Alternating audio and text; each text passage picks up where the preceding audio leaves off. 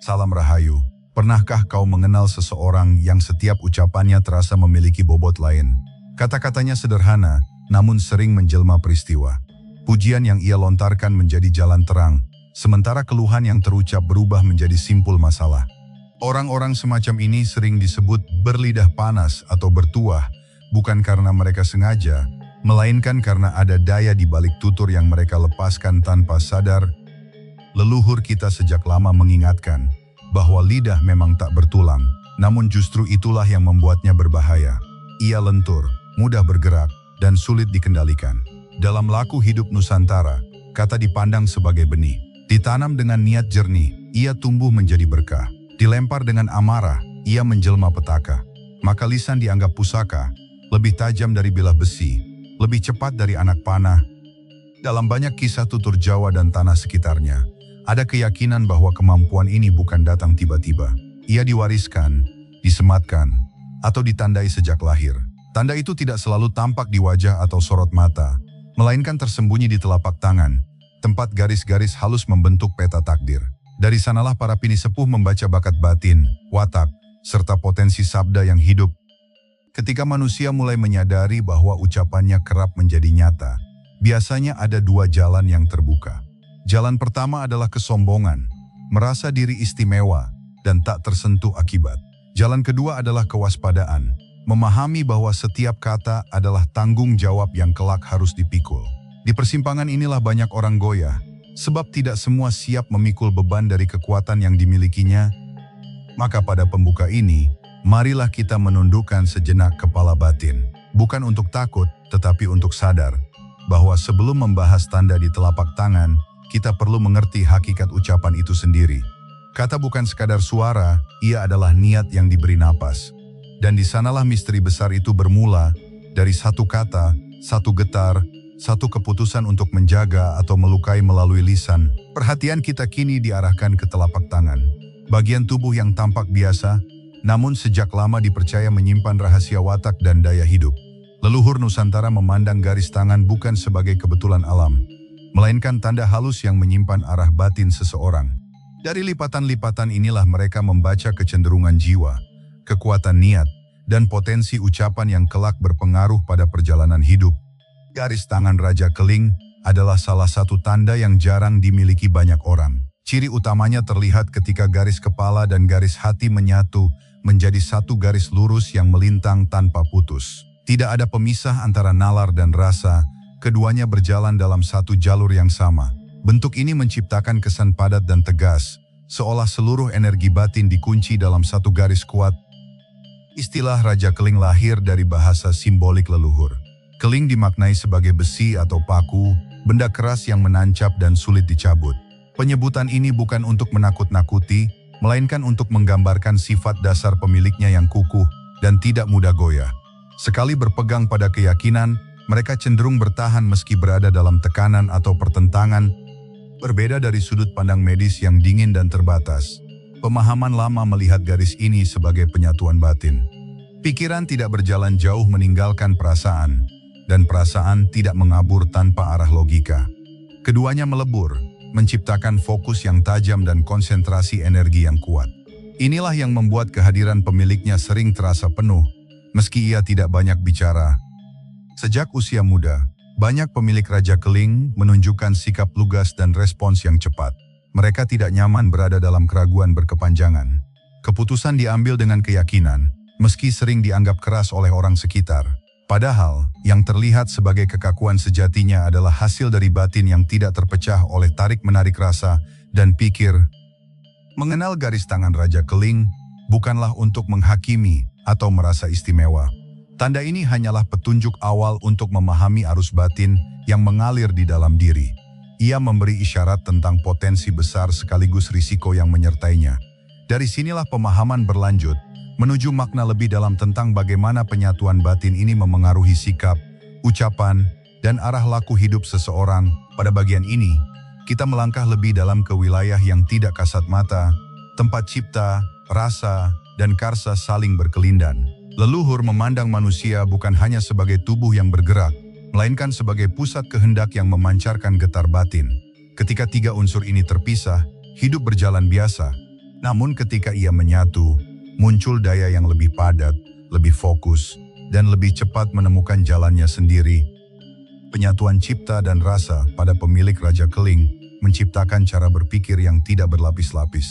Apa yang hadir di batin segera menjadi keyakinan, bukan sekadar pertimbangan panjang. Pikiran tidak berkelana tanpa arah, karena perasaan telah menjadi penunjuk jalan. Inilah sebabnya mereka sering tampak mantap, seolah telah mengetahui hasil sebelum langkah benar-benar diambil.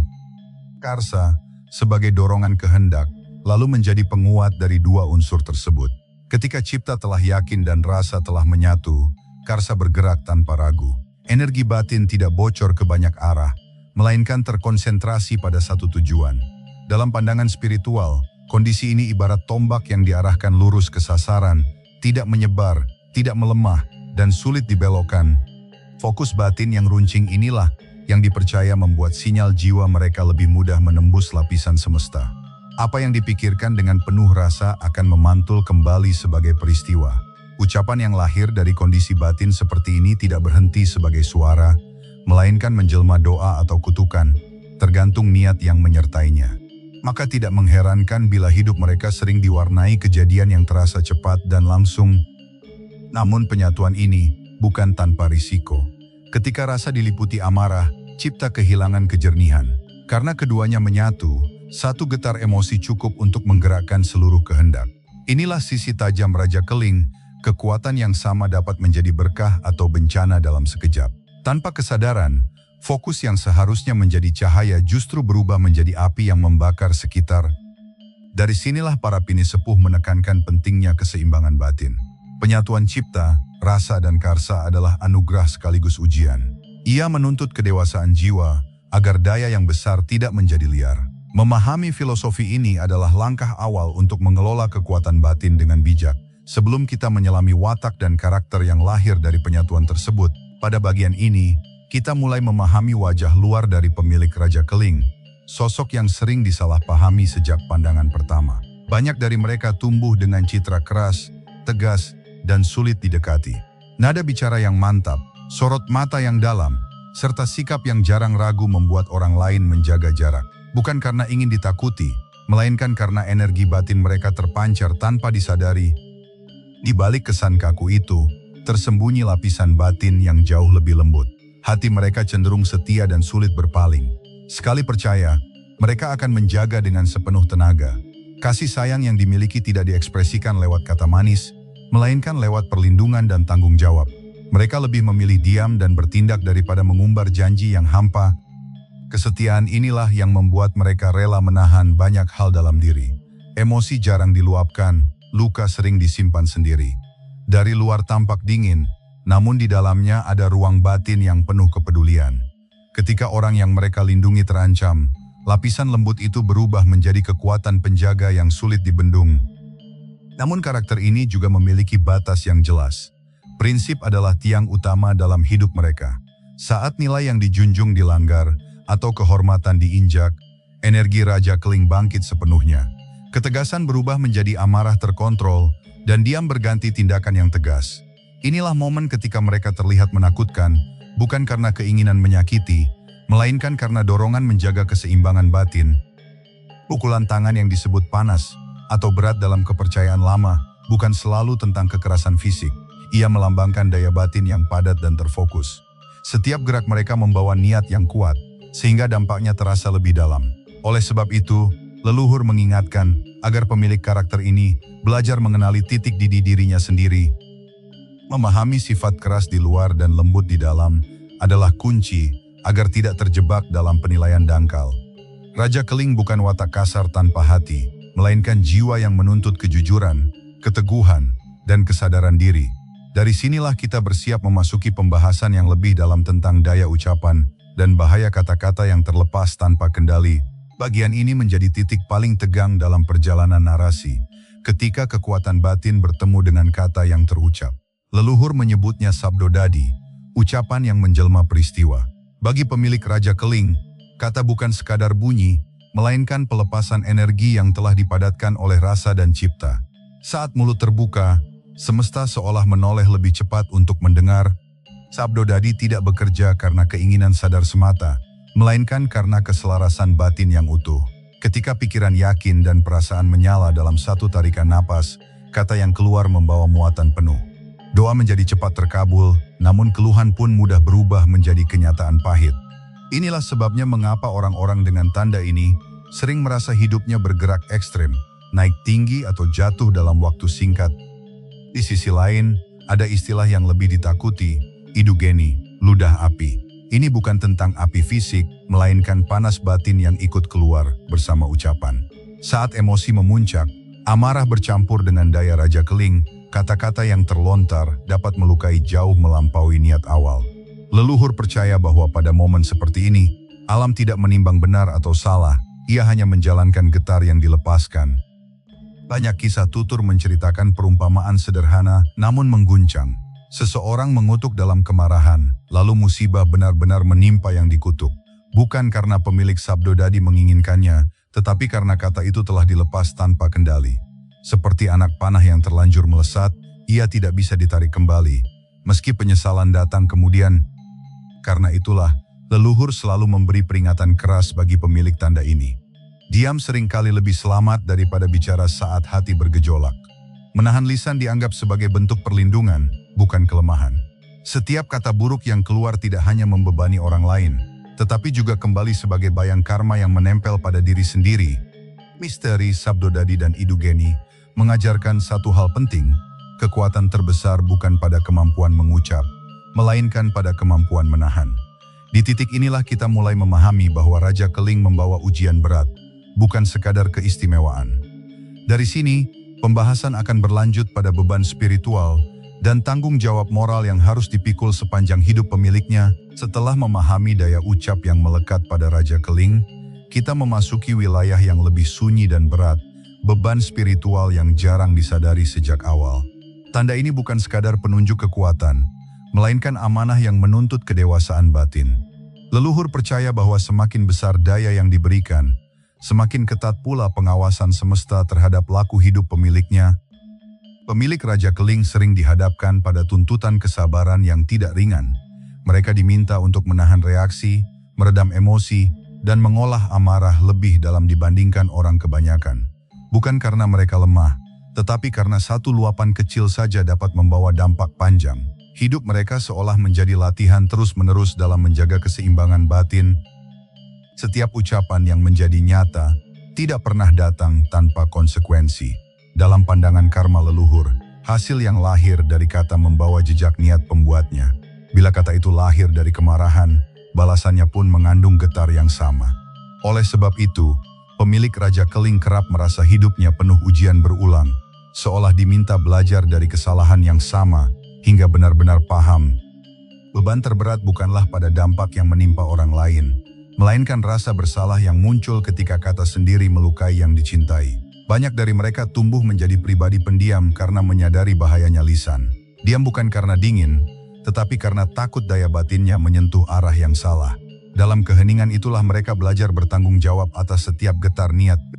Leluhur bahkan menyebut kondisi ini sebagai kutukan halus.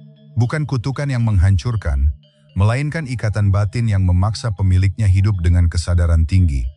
Mereka tidak diberi kebebasan untuk sembarang berbicara. Setiap kata harus ditimbang, setiap niat harus dibersihkan. Sebab kelalaian kecil bisa berubah menjadi beban panjang yang sulit dilepaskan. Dari sinilah muncul pemahaman bahwa Raja Keling adalah jalan ujian, bukan jalan kemudahan. Ia menuntut kebijaksanaan, bukan sekadar keberanian. Memikul beban spiritual berarti belajar hidup selaras dengan tanggung jawab moral, sebelum akhirnya memahami dari mana daya ini berasal, dan siapa yang turut menjaga perjalanan batin pemiliknya. Pada bagian ini, pembahasan bergerak ke ranah yang lebih dalam dan tak kasat mata. Hubungan antara pemilik Raja Keling dengan leluhur yang pernah berjalan di jalur serupa. Dalam kepercayaan lama, tanda di telapak tangan bukan muncul tanpa sebab.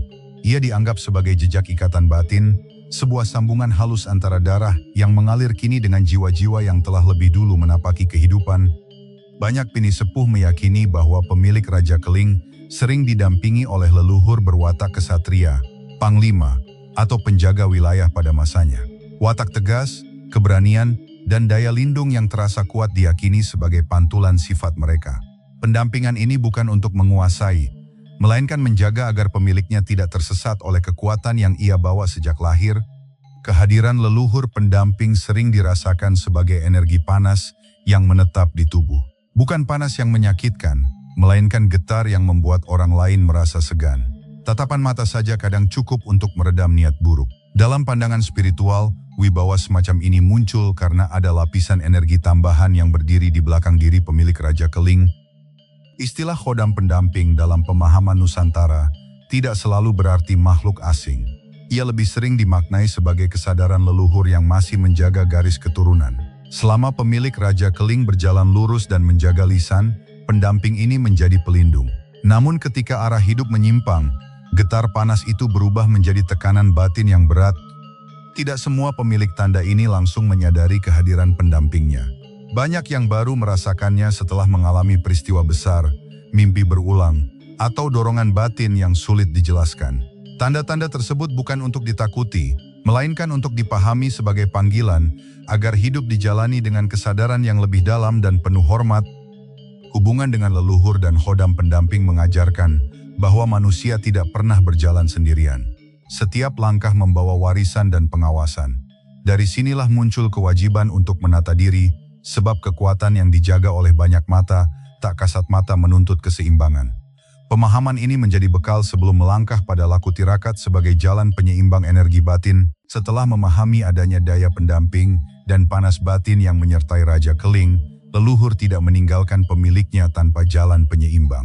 Laku tirakat diperkenalkan sebagai sarana untuk merawat wadah batin agar tetap jernih. Tirakat bukan hukuman, melainkan cara halus untuk menata ulang getar jiwa agar kekuatan tidak meluap tanpa arah. Salah satu laku yang paling sering dianjurkan adalah tapa bisu, menahan diri dari berbicara dalam waktu tertentu. Bukan sekadar diam secara fisik, melainkan melatih batin agar tidak reaktif. Dalam keheningan, pemilik Raja Keling belajar mengenali gelombang emosi sebelum berubah menjadi kata. Dari diam inilah kejernihan tumbuh dan panas batin perlahan mereda. Puasa weton juga dipercaya sebagai laku penting untuk menyeimbangkan energi. Dengan menahan makan dan mengurangi kesenangan pada hari kelahiran menurut perhitungan Jawa, tubuh dan batin diajak kembali ke titik asal. Puasa ini bukan soal menahan lapar semata, melainkan menyelaraskan irama diri dengan siklus alam dan leluhur yang menaungi. Melalui tirakat, pemilik Raja Keling diajarkan bahwa kekuatan sejati tidak selalu ditunjukkan lewat tindakan keras. Justru kemampuan menahan, mengendapkan, dan mengolah daya batin adalah bentuk penguasaan diri yang paling tinggi. Energi yang semula panas dan tajam mulai berubah menjadi hangat dan terkendali, tidak lagi mudah melukai sekitar. Laku ini juga berfungsi sebagai sarana komunikasi batin dengan pendamping leluhur. Dalam keadaan tenang dan sederhana, isyarat halus lebih mudah ditangkap. Dorongan untuk berkata kasar berkurang, sementara rasa welas asih tumbuh perlahan. Dari sinilah kesadaran muncul bahwa tirakat bukan ritual kosong, melainkan proses pendewasaan jiwa. Pada akhirnya, tirakat mengajarkan satu hal mendasar, kekuatan tanpa kendali hanya membawa kehancuran. Dengan laku yang tepat, Raja Keling tidak lagi menjadi sumber bahaya, melainkan potensi yang terarah. Dari sinilah kita melangkah ke pembahasan berikutnya, bagaimana energi yang telah jinak ini dapat diubah menjadi berkah dan sarana penyembuhan bagi diri serta lingkungan sekitar. Pada bagian ini, arah kisah berbalik dari beban menuju cahaya. Energi Raja Keling yang semula terasa seperti kutukan perlahan dipahami sebagai potensi luhur. Ketika panas batin telah didinginkan melalui kesadaran dan laku tirakat, daya yang sama berubah watak. Ia tidak lagi melukai, melainkan menguatkan. Di titik ini, pemilik Raja Keling mulai menyadari bahwa dirinya tidak ditakdirkan untuk membawa petaka, melainkan penjagaan. Ucapan yang dahulu berbahaya kini menjadi doa yang hidup. Kata-kata yang keluar dari batin yang jernih memiliki daya menenangkan dan menyembuhkan. Banyak yang merasakan nasihat mereka terasa menembus, bukan karena keras, tetapi karena tulus. Dalam diam dan kesederhanaan, kehadiran mereka menjadi penopang, seolah memberi rasa aman bagi orang-orang di sekitarnya. Berkah penyembuhan ini tidak selalu berbentuk kesembuhan raga. Lebih sering ia hadir sebagai keteduhan jiwa. Orang-orang yang gelisah merasa tenang ketika berada di dekatnya. Konflik mereda tanpa perlu banyak bicara. Inilah bentuk lain dari sabdo dadi yang telah dimurnikan, ucapan yang menata, bukan menghancurkan, niat yang memeluk, bukan menghakimi. Pemilik Raja Keling yang telah sadar biasanya menjadi pelindung alami bagi keluarganya. Mereka peka terhadap ancaman, baik yang terlihat maupun yang tersembunyi.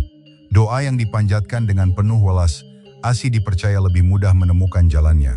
Dalam kepercayaan lama, rumah yang dijaga oleh jiwa semacam ini memiliki pagar batin yang kuat dan sulit ditembus niat buruk. Perubahan ini tidak terjadi seketika. Ia lahir dari proses panjang, jatuh bangun, serta penyesalan yang diolah menjadi kebijaksanaan. Namun justru dari luka itulah empati tumbuh. Raja Keling yang matang tidak lagi ingin ditakuti. Ia memilih menjadi peneduh, pemimpin yang mengayomi, dan penuntun yang memberi arah tanpa memaksa. Mengubah kutukan menjadi berkah adalah inti dari perjalanan batin ini. Tanda di telapak tangan tidak berubah, tetapi cara menghidupinya yang menentukan. Ketika daya dipandu oleh welas asih, Raja Keling menjelma anugerah bagi banyak jiwa. Dari sinilah kita menuju penutup, merangkum seluruh makna, dan menyatukannya dalam pesan kebijaksanaan yang menenangkan. Pada penutup ini, kita kembali menurunkan langkah batin ke tanah yang tenang. Seluruh perjalanan tentang Raja Keling mengajarkan bahwa tanda di telapak tangan bukanlah vonis nasib, melainkan penunjuk arah. Garis hanya memberi isyarat, sementara manusia tetap memegang kendali atas pilihan, sikap, dan laku hidupnya. Dari kesadaran inilah kebijaksanaan sejati mulai tumbuh. Leluhur selalu mengingatkan bahwa kekuatan terbesar manusia terletak pada kemampuannya menjaga lisan. Kata dapat menjadi doa, namun juga bisa berubah menjadi luka. Baik mereka yang memiliki tanda Raja Keling maupun yang tidak, semua terikat pada hukum yang sama. Apa yang diucapkan membawa getarnya sendiri. Maka berhati-hatilah, sebab semesta tidak menilai niat tersembunyi, ia hanya merespons apa yang dilepaskan. Perjalanan batin tidak menuntut kesempurnaan, melainkan kejujuran pada diri sendiri. Kesalahan adalah bagian dari belajar, penyesalan adalah pintu menuju pemahaman. Selama ada kesadaran untuk memperbaiki niat dan menata kata, jalan hidup selalu terbuka. Tidak ada daya yang sepenuhnya gelap, dan tidak ada anugerah yang bebas dari ujian. Semoga kisah ini menjadi cermin, bukan untuk membandingkan diri, tetapi untuk menilik ke dalam. Bila ada panas batin, dinginkanlah. Bila ada kata yang ingin melukai, tahanlah. Bila ada daya yang besar, rawatlah dengan welas asih. Di sanalah kekuatan menemukan bentuk terbaiknya, bukan sebagai ancaman, melainkan sebagai penjaga keseimbangan. Mari kita tutup dengan doa keselamatan bagi seluruh makhluk. Semoga setiap kata yang terucap menjadi peneduh, setiap niat yang terbit menjadi terang, dan setiap langkah yang diambil selalu berada dalam lindungan kebijaksanaan. Semoga warisan leluhur tidak menjadi beban, melainkan cahaya yang menuntun perjalanan hidup kita semua. Rahayu untuk yang mendengar, rahayu untuk yang merasakan, dan rahayu untuk yang menjaga lisan dalam diam maupun bicara. Bila engkau memiliki pengalaman, tanda, atau cerita yang sejalan dengan kisah ini, bagikanlah dengan niat baik. Semoga apa yang dibagikan menjadi pengingat, bukan pembenaran, dan membawa manfaat bagi sesama.